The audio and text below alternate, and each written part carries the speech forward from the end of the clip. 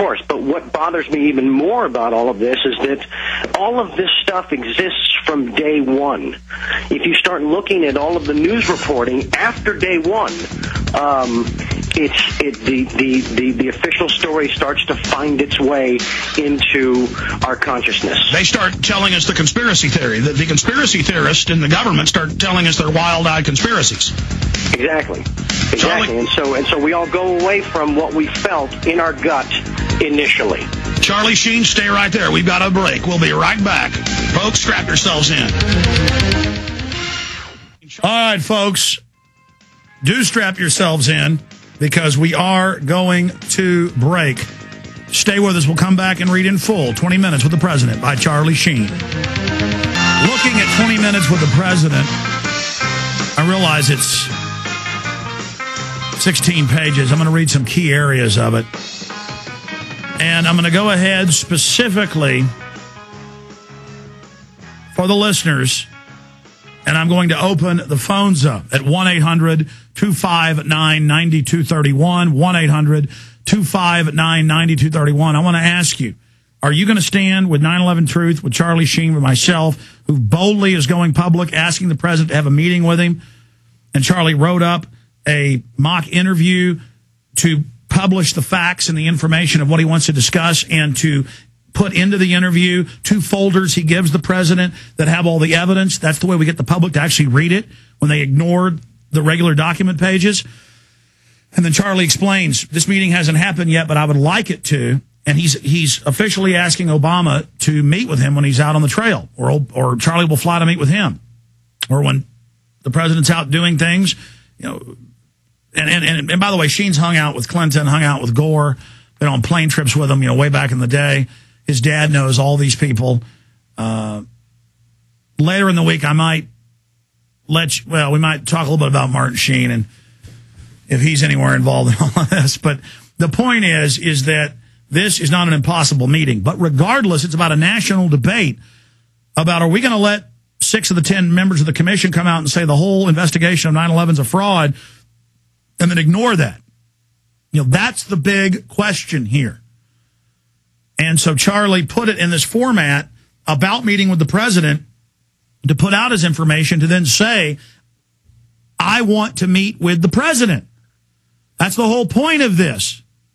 But that's only a small part. But the whole point of the letter being written that way, it's about getting everybody active, everybody in the town halls, We Are Change going to events, asking them if they're going to respond to 20 Minutes with the president, if he's going to meet with Charlie Sheen, if they're going to talk about all the commission members, 6 of the 10 saying it was a fraud, members of their counsel, their lawyers saying it was a fraud, saying it was a criminal cover-up. We cannot just stand idly by and let this continue. And again, a 20-plus minute interview with Charlie Sheen tomorrow, Charlie Sheen live on air coming up, videotaped interview I did as well. The next 3 days, Charlie Sheen, all 3 days, Wednesday, Thursday, and Friday. I already played a short clip of one of the recorded interviews I did with him, just so we, you know, have that in the can. We've got that, but he's going to be live with us as well, and video, because Charlie knows the power of video, actually seeing him talk about all this. Because I'm already getting the emails and calls saying the clip we just played isn't Charlie Sheen, and that I never had Charlie Sheen on the air. This is the type of disinfo, and the establishment does this. It's just like they'll deny there's a Bank of the World that's been set up or a plan to have a global carbon tax as all these governments pass them. It's a military tactic to deny. So no need to even respond to all that. Let's play that clip of Charlie Sheen, the new clip. Again, let's play that clip right now. The clip of Sheen, just a minute and a half of this 20-plus minute interview I've got. We're going to air in its entirety tomorrow. And then Sheen coming up live. Here it is. Charlie, it's great to be here with you. Appreciate you doing this interview. Likewise, Alex. Thank you.